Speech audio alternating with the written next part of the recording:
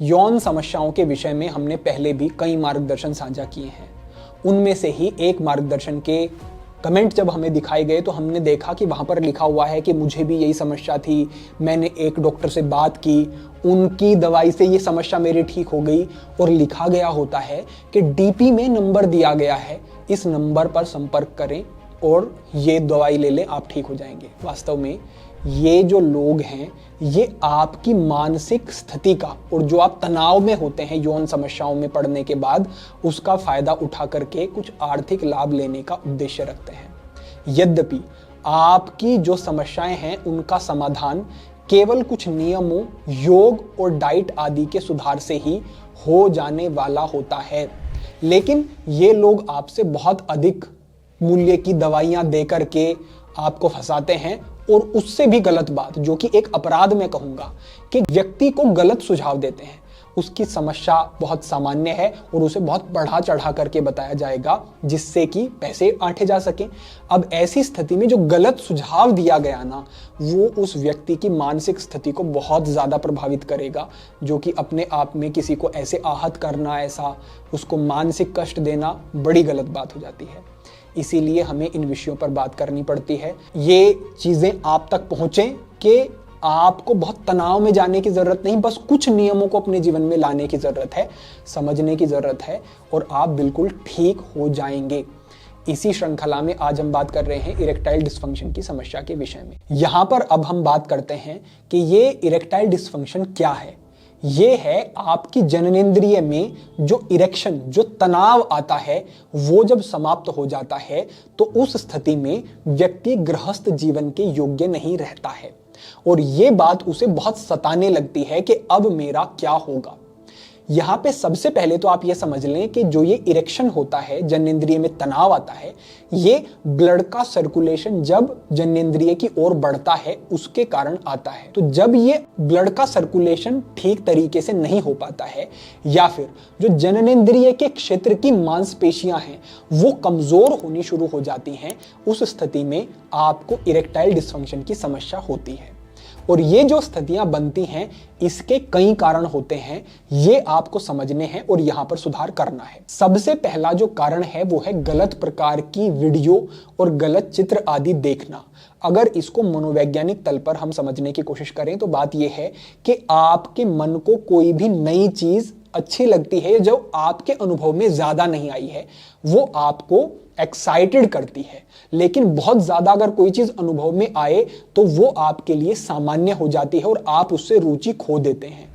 जब एक व्यक्ति बहुत अधिक अश्लील फिल्में देखता है, उस स्थिति में उसके लिए वो सारी चीजें सामान्य हो जाती हैं और जब वो गृहस्थ जीवन में प्रवेश करता है और जो एक स्वाभाविक परमात्मा की व्यवस्था है उसमें संलग्न होता है, काम क्रीड़ा में अपनी अर्धांगिनी के साथ संलग्न होता है, तो उसे लगता है कि ये तो चीजें मैंने देखी हुई हैं, ये तो मेरे लिए कोई नहीं है। और उसे वो जो उत्तेजना होनी चाहिए, जो एक स्वाभाविक प्रक्रिया होनी चाहिए, उसके वो योग्य ही नहीं रहता, क्योंकि उसका विचार, दिमाग के पैटर्न जो है उसके वो गलत बन गए हैं और उसे इरेक्टाइल डिस्फंक्शन की समस्या अनुभव में आती है। इस अनुभव के कारण क्या होता है? तनाव, स्ट्रेस बढ़ती है।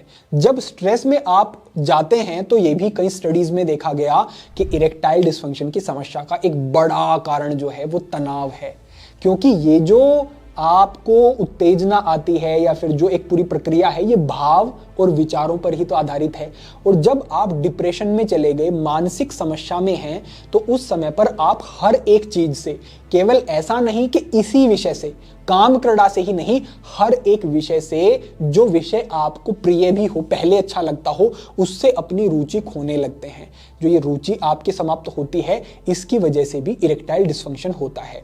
आप कहेंगे कि जी रुचि का समाप्त हो जाना तो अच्छा है, लेकिन ये रुचि वैराग्य के कारण या फिर समझ के कारण नहीं कम हुई है, ये आपकी आंतरिक कमजोरी के कारण कम हुई है या फिर आपकी बिगड़ी हुई मानसिक स्थिति के कारण कम हुई है। और ये बिल्कुल भी ठीक नहीं है, ये आपको और गर्त में ले जाएगी। बात तो तब है जब आप हर प्रकार से सक्षम हो और तब आप ब्रह्मचर्य का पालन करें, तब ये सराहनीय विषय होता है। लेकिन हमें दुर्बल नहीं होना है, दुर्बलताओं को समाप्त करके संयम को बढ़ाना है। तो ये स्थिति यहाँ पर ऐसे बनती है। तो पहला कारण हुआ गलत प्रकार की फिल्में आदि देखना, दूसरा कारण हुआ तनाव, जिसके कारण से इरेक्टाइल डिसफंक्शन की समस्या बढ़ती है। तीसरा कारण है टेस्टोस्टेरोन हार्मोन की कमी। ज्यादा हस्तमैथुन आदि क्रियाओं में जो लोग संलग्न रहते हैं उनमें पौरुष हार्मोन जो ये कम हो जाता है और इसकी वजह से भी इरेक्टाइल डिसफंक्शन की समस्या होती है। इससे आगे बढ़ते हुए चौथे स्थान पर जो कारण है वो है मोटापा। देखा गया है कि जो मोटे लोग हैं, ओबेसिटी की स्थिति में जो पहुंच गए हैं, उनमें से अधिकांश पुरुषों को इरेक्टाइल डिसफंक्शन की समस्या देखी गई। तो आपको अपने शरीर में फैट को नहीं बढ़ने देना है, शरीर का डिलडोल बेहतर रखना है, ये जरूरी है। इससे आगे बढ़ते हुए जो व्यक्ति स्मोकिंग करते हैं, ये तो बहुत ही हानिकारक पाया गया, क्योंकि ये आपके रक्त वाहिकाओं की इलास्टिसिटी को कम कर देता है और उसके कारण रक्त का संचार ठीक तरीके से बढ़ नहीं पाता है शरीर में और आपको इरेक्टाइल डिसफंक्शन की समस्या होती है। जिन लोगों में हाई ब्लड प्रेशर और डायबिटीज जैसी स्थितियां देखी गई, उनमें भी ये समस्या बढ़ती हुई देखी गई। तो हमने समझा कि ये सारी चीजें आपको इरेक्टाइल डिसफंक्शन की समस्या की ओर बढ़ाती हैं। अब हमें ध्यान देना है कि किन चीजों का आपको ख्याल रखना पड़ेगा, क्या चीजें आपको समझनी पड़ेंगी जिससे कि ये समस्या समाप्त हो। यहाँ पर सबसे पहला है जंक फूड, फास्ट फूड को अपनी डाइट से बिल्कुल हटाना पड़ेगा, क्योंकि जो ये आप जंक फूड खाते हैं इसमें जो ऑयल जाता है, जो चिकनाई जाती है, वो आपकी रक्त वाहिकाओं में जाकर के ब्लॉकेज पैदा करती है और उसके कारण ब्लड सर्कुलेशन कम होता है। और हमने आपको कहा कि ब्लड सर्कुलेशन जब बढ़ता है आपके पेल्विक फ्लोर की तरफ, जननेंद्रिय की तरफ, तभी इरेक्शन हो पाता है। तो अगर ब्लड सर्कुलेशन अच्छा नहीं तो इरेक्टाइल डिसफंक्शन होगा। आपको सबसे पहली बात आहार को ठीक करना है।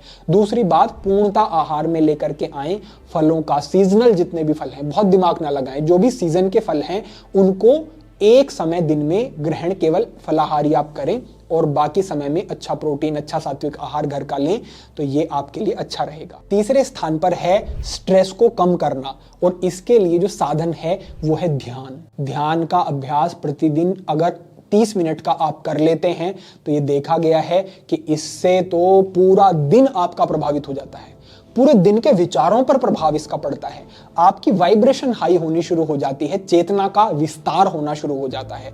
तो मेडिटेशन, ध्यान करना बहुत जरूरी है। साथ ही आपको नाम जप का अभ्यास या मंत्र जप का अभ्यास, अपने इष्ट से, भगवान से किसी भी तरीके से आपको जुड़ना है। तनाव बिल्कुल आपका समाप्त होता चला जाएगा अपने को उनके अधीन छोड़ करके आप जब जीवन जीना शुरू करते हैं। हमने देखा कि इससे बड़े लाभ हमारे बंधुओं को हुए। तो परमात्मा से जुड़े, ध्यान का अभ्यास करें, ये आपके लिए बहुत अच्छा होगा। अब आप समझ लें कि औषधि क्या लेनी है। औषधियों में विदारी कंद, सफेद मूसली, कोंच बीज और अश्वगंधा, ये जो चीजें हैं इनको एक स्थान पर मिला करके आधा चम्मच की मात्रा में दूध के साथ प्रतिदिन ग्रहण करने से लाभ मिलते हैं। हमने इन औषधियों के विषय में अलग से योगी वरुणानंद चैनल पर बात की है। अभी एक एक विषय पर, एक एक औषधि के बारे में अगर विस्तार से बताऊंगा तो बहुत लंबा मार्गदर्शन हो जाएगा। तो लिंक डिस्क्रिप्शन में साझा करवा दे रहे हैं, वहां से आप समझ सकते हैं कि ये औषधियां कैसे काम करती हैं।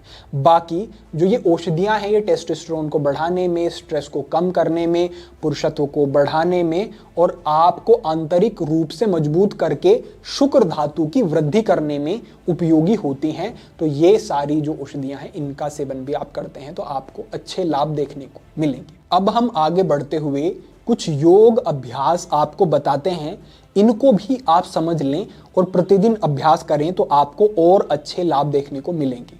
तो समझते हैं योग अभ्यासों।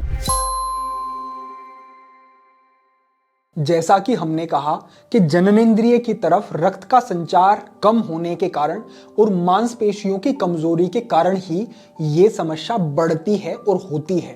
तो ये जो हमारे योग अभ्यास होंगे ये ब्लड के सर्कुलेशन को भी पेल्विक फ्लोर की तरफ बढ़ाएंगे और मांसपेशियों को मजबूती देंगे। यहाँ पर हमारा पहला जो अभ्यास है यह राज कपोत आसन का अभ्यास। इसके लिए आपको इस तरीके से हाथों को आगे रखना है, इस तरीके से आ जाना है और यहां से ये सरल रहेगा। इस तरीके से पैर को आगे लेकर के जाएं और मोड़ करके ऐसे रखें। इस अभ्यास में जब आप आएंगे तो तुरंत ही लगेगा कि पूरा जो खिंचाव है वो आपके पेल्विक फ्लोर के ऊपर इसमें सबसे अच्छा जाता है अभ्यास में। इसीलिए हम इस अभ्यास को बिल्कुल बताते हैं, साझा करते हैं कि ये आप जरूर करें। तो इस तरीके से आप आए, आप इस स्थिति में आकर के रुके और आप सामने देखें।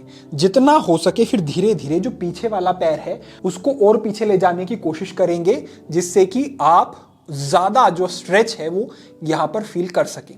कुछ समय तक रुके, उसके बाद आप वापस पीछे जाएंगे और पैर को बदल लेंगे। पैर को बदल करके ये अभ्यास आप यहां पर इस तरीके से करेंगे। यहां पर आए, आकर के रुके और गहरी धीमी सांस ली। यहां आकर के लगभग 1 मिनट तक रुकने का प्रयास आप करेंगे, सामान्य श्वसन, और उसके बाद फिर से पीछे और फिर से पैर को बदलते हुए अभ्यास को दोहराया जाएगा। ये अभ्यास इस तरीके से 3 बार एक पैर से और 3 बार दूसरे पैर से आपको करना है, तो ये पर्याप्त होगा। जो हमारा दूसरा अभ्यास है, इसमें आपके मल द्वार का, एनस का संकुचन आपको करना है। कैसे करना है ये आप समझ लें। आप ऐसे आ जाएं, पैरों के बीच में थोड़ा सा अंतर रखें, हाथों को अंदर की तरफ रख के इस तरीके से पीछे आप रख लेंगे।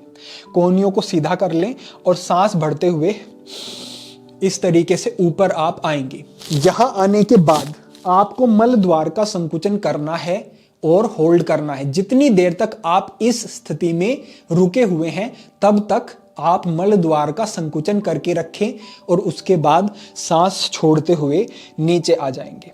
थोड़ा सा यहां पर रुकेंगे और फिर से आप सांस भरते हुए ऊपर जाएंगे और अपने बटक्स को अंदर की तरफ कॉन्ट्रैक्ट करेंगे और मल द्वार का संकुचन करके आप यहां पर रखेंगे।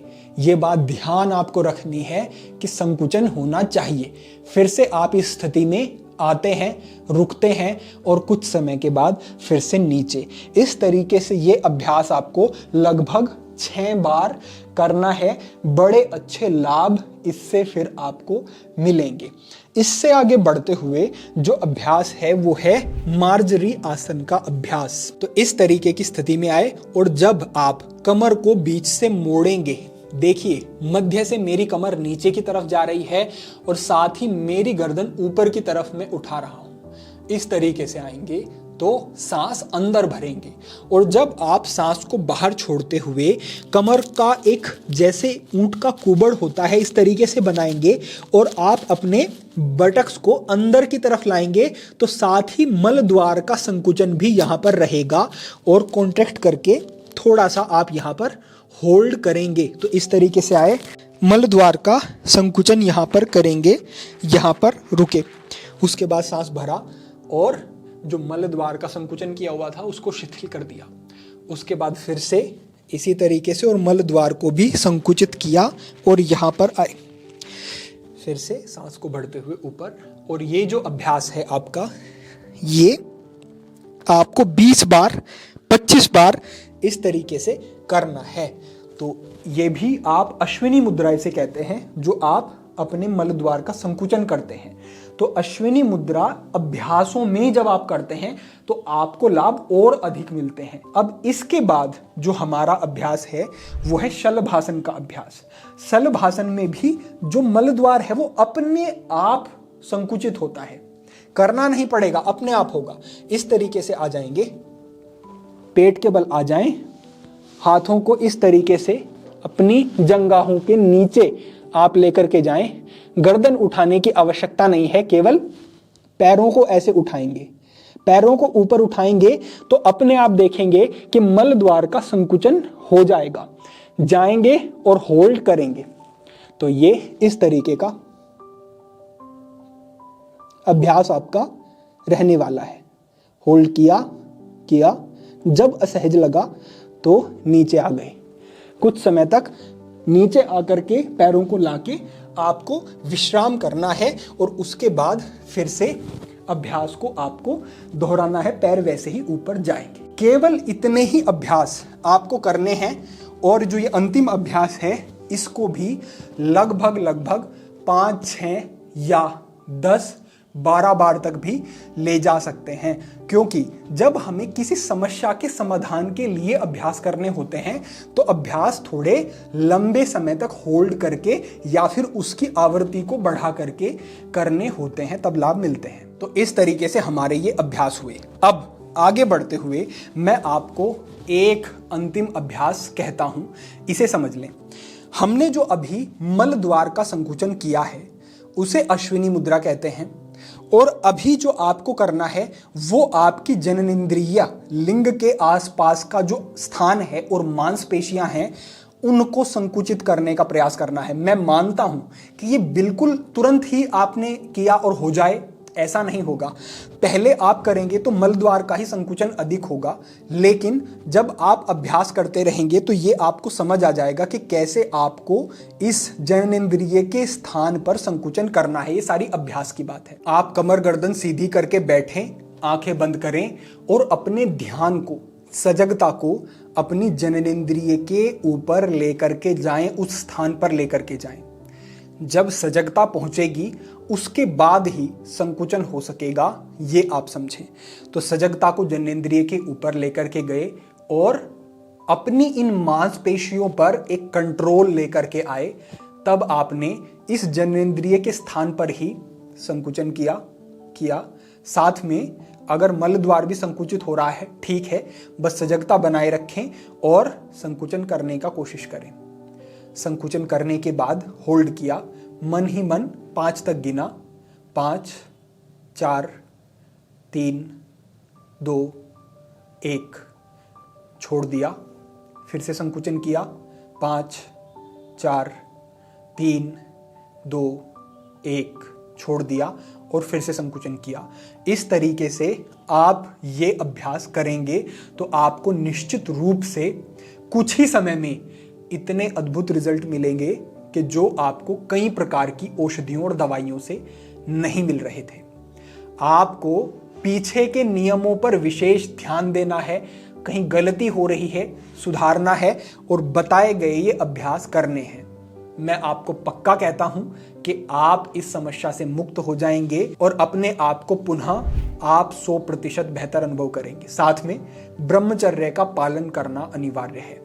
गृहस्थ में जो व्यक्ति हैं वो भी अपनी अर्धांगिनी की सम्मति से इन अभ्यासों के साथ ब्रह्मचर्य का पालन करते हैं तो और अद्भुत और अच्छे लाभ प्राप्त होंगे।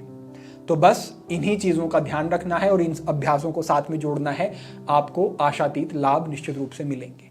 आज के लिए आपके लिए इस विषय पर विस्तार पूर्वक यही मार्गदर्शन था। भविष्य में अन्य महत्वपूर्ण विषयों पर भी निरंतर मार्गदर्शन होता रहेगा। सभी के लिए प्रार्थना, सभी के लिए मंगल कामना। आज के लिए इतना ही। ओम नमः शिवाय।